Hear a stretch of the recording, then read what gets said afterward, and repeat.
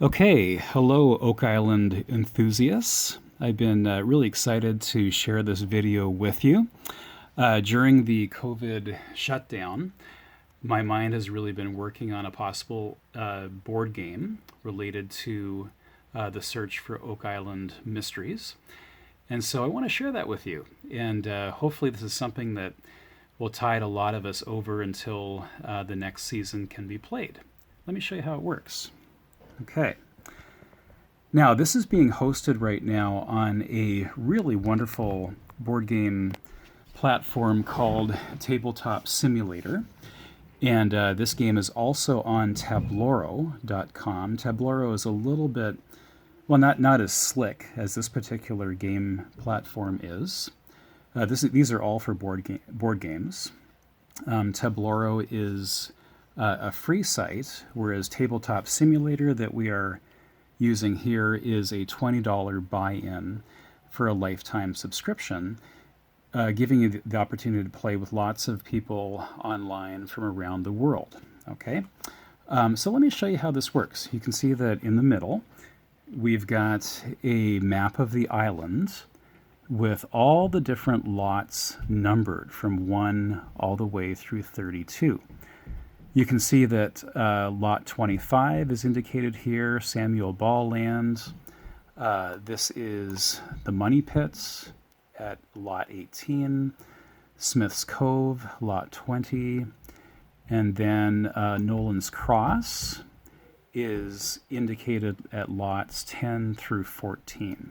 Okay, and these lots come into play because as you become a searcher in the game, and the game actually can play up to 4 searchers, you are choosing what lots to do your searching on. Okay, so if I was the purple team, imagine I am searching on these different lots as the game progresses. Here's how that works. Okay, I want to let you know how that mechanic works right away. And you're going to see just how amazing Tabletop Simulator is here. I'm going to roll these 2 dice, and it looks like we've got a 2 and a 3. Okay, that gives me the option of searching lot 2, lot 3, lot 5, because 2 and 3 is 5, and then also 23. I could choose to search lot 23. Okay, and why don't we say I'm just going to do that. We'll choose to search lot 23 because I want to get close to the Samuel Ball land, because I might try to prove the Samuel Ball theory. We'll get all to that in a moment. Given the fact that we've got 2 and 3, that allows me as the searcher then to pull out 3 cards. So you pull out 3 of the top pocket finds card from the card deck, okay? And you turn them all over at once. Now, what do we got here? We've got the Masonic Heartstone, okay? That is a $100,000 bonus to the player that finds it. You'll see over here is the searcher money. This is where I would tabulate my searcher money. I would move up my black marker, showing that I had just gotten $100,000 for finding the Masonic Heartstone, if that's what we were doing. We've also got Gary Drayton here saying, literally nothing. Take a dip in the swamp to cool off. Okay. And also we've got a Spanish coin, a piece of 8, which is worth $25,000 to the player that finds it. Okay. So how do we handle these cards? Well, we had a 2 and a 3, which means that the second card and the third card are taken into my possession. What this means is, unfortunately, even though the Masonic Heartstone was there, I missed it. I didn't find it. So that goes into the discard pile and is available for other players. I'm going to take the Spanish coin into my possession. That becomes part of my hand that I'm developing, the artifacts that I'm collecting. And Gary, well, I'm not going to take him into my hand. He's just going to go in the discard pile over here for now. Okay? So basically, as you go through the initial parts of the game, you're going to be searching these different lots, depending upon your role, and you're going to be accumulating different artifacts into your hand. So let me just get a bunch of those. So imagine over a period of time, I'm getting lots of Garys. Lots of Garys. Okay, let's see what I was able to accumulate. I've got, let's see, Roman numerals. I've got an English copper coin, and I've got a Spanish coin. Okay. Now, at this point in the game, I might start to look at the different theories that are available. There are 8 theories that searchers can prove as they are playing the game. And by the way, that's how you win. You win by proving a winning theory, either at the Oak Island Money Pit area or at Smith's Cove. So 3 of the theories here actually allow you to win the game. However, they cost the most money to dig in those locations. It costs $2 million, in fact, to enact a major dig at the Money Pit. It costs $1 million to do a major exploration of Smith's Cove. Okay, and you have to pay for that out of your own money, at least 1/3 of the cost from your own money.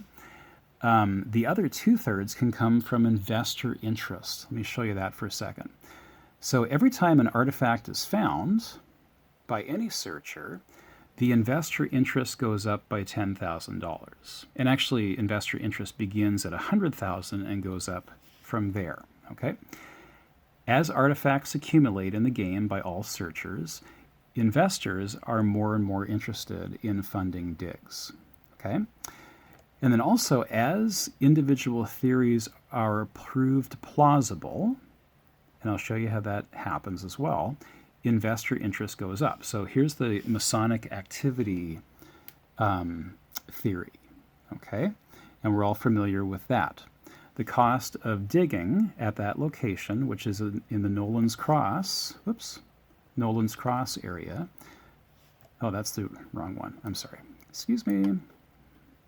You're seeing just how slick this gaming platform is, by the way. So I'm digging at the Nolan's Cross area on lots 1 through 14. The cost of doing a major dig there is $200,000. What am I looking for? The major find would be the Tree of Life. Okay, the Tree of Life symbol that is part of Masonic iconography. The reward for proving this theory plausible, actually proving this theory true, would be a reward of $400,000 to the searcher, and investor interest would go up by $800,000. So while this is not a winning theory, it is a contributing theory to the game that empowers searchers to really go after the big digs. Okay, so that's an example of that. You'll see that to prove this theory, I'll just move this a little bit, prove it plausible, you would have had to have found the Masonic symbol and the pick and the heartstone and the Templar coin. Okay, so that's a little bit of how those mechanics work in the game. Okay, so say for instance that you had taken into your possession the sunken treasure ship theory. And to do that, you would have had to already have in your possession at least 2 of the 4 artifacts that would prove that theory plausible. There's a distinction between proving a theory plausible and actually finding the final proof of that theory. So you'll notice here that to make it plausible, you'd need to have the Spanish coin and the deck planking, the gold brooch, and finding a musket ball as well. However, to go after proving it to be true, the major find would be the hull of a ship, that ship that all of us are hoping that they will find. Where? In the middle of the swamp on lots 13 and 14. So you would have had to put one of your colored blocks there. Now, say for instance, you've just got 2 of those artifacts, the Spanish coin and the deck planking, and you've missed the chance to take into your possession the gold brooch and the musket ball. However, you know that those artifacts have been found by other searchers. Okay, what you would do in that case is take that card out of your hand and place it somewhere on the board, and taking your artifacts cards and putting those underneath that Oak Island Theory card.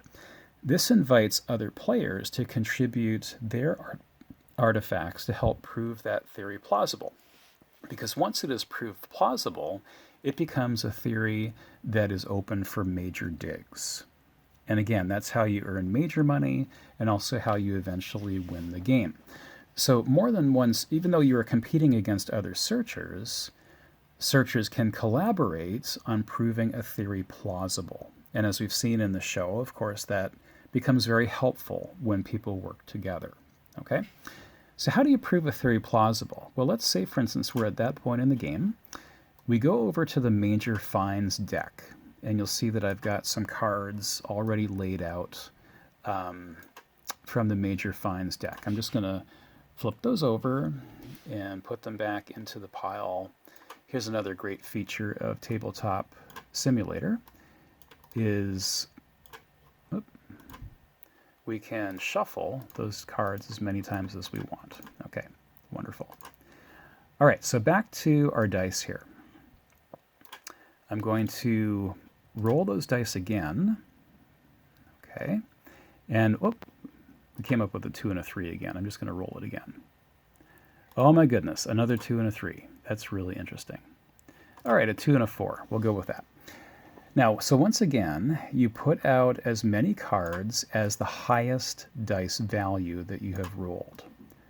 So we'll come up with 4 here.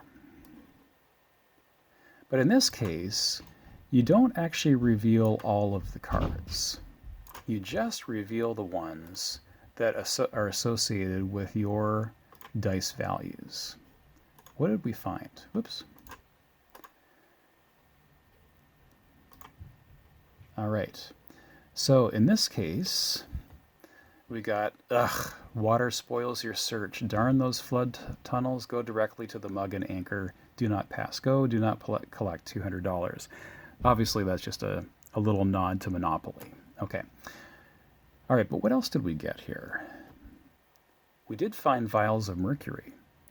However, that is connected to a theory card that we were not working on. All right, let's see which one it is. That's actually the Francis Bacon theory. Okay, so in order to prove this theory plausible, we would have had to find the parchment, the bookbinding, the nail, and the cribbing spike.